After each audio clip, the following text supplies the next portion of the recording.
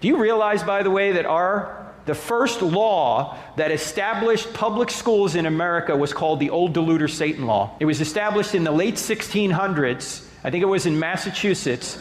And the law was put into place to create public schools to teach school children how to read the Bible so they wouldn't be deceived by the old deluder Satan. That's how public schools began in America.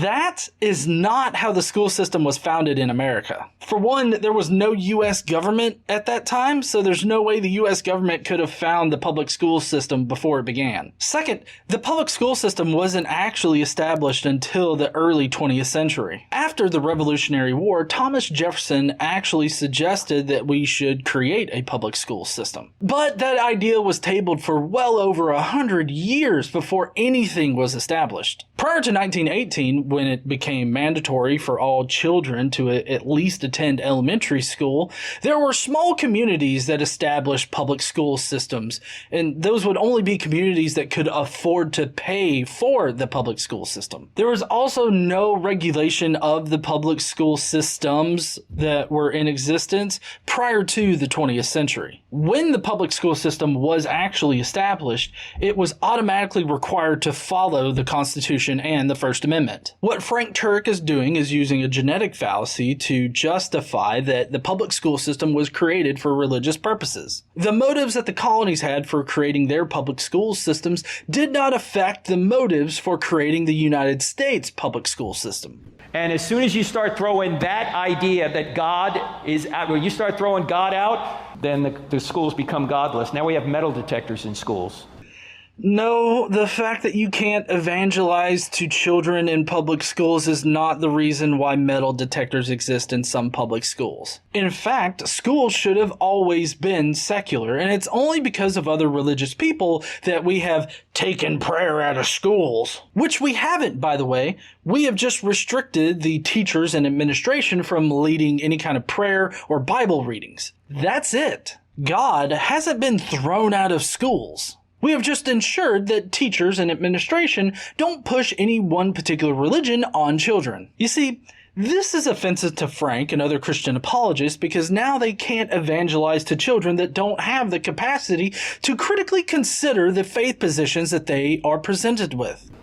I had a teacher that brought in a guy that was Muslim, and he told us how that it was the same God of the Bible, that they believed in Jesus, just not that he was the Messiah, and all of this philosophy about Islam. So, from an education perspective, that's a good thing. Invite him in to tell what he believes, and then invite the Christian in. No, this is not what should be happening. You don't need religious leaders to come in and inform children on the religion in general. I'm assuming that you mean high school children, because middle school and elementary school children definitely shouldn't be subjected to this.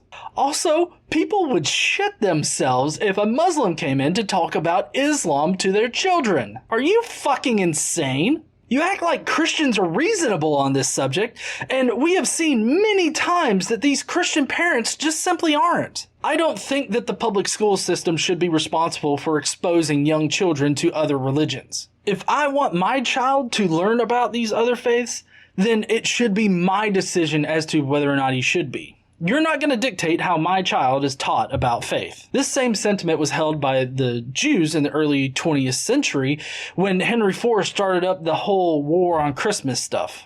Catholics also felt this way when Protestants were forcing a type of Protestant prayer on their children. Neither group wanted their children to be influenced by those other faiths. Well, what if this teacher did this every day and he came in and had us pray? Well, okay, now you're getting into prayer. That's now. Well, I asked you about school prayer. Okay, well, as long as there are tests in school, there will be school prayer. I'm not talking about individually led. Okay. I mean, I used to pray, please help me on this test. But I am talking about a teacher leading everybody, or a principal, an administrator of the school leading the prayer. I think that should be up to every school board. If they want to do that, they can. I know that they do that. They teach the Bible in some schools in the South. I know they do in Mississippi. I don't know if they do here in Alabama. No, they don't just teach the Bible in Mississippi or in Alabama. Mississippi's HB 1403, the bill that would allow public schools to teach about religions, the Hebrew scriptures, and the Bible specifically, actually died in committee. Maybe you meant Georgia, who recently passed a Bible literacy law that would mandate that public schools offer those types of classes? Yeah, that's a real thing. Alabama's Bible literacy law passed last year as well. Both of these bills would mandate that public schools offer these classes to children. This should not be a function of the public school system. Last year, 14 states had bills up for consideration that would allow public schools to teach the Bible in classrooms. Not just religion courses that also include Christianity, specifically the Bible and Christianity. This is a clear violation of the Constitution and the First Amendment. And it only shows that Christian nationalists are so desperate to try to convince everybody that the USA is a Christian nation. We're not. It sounds like Frank Turek thinks that the public education system should be run by local communities and not the federal government. That's not how shit works.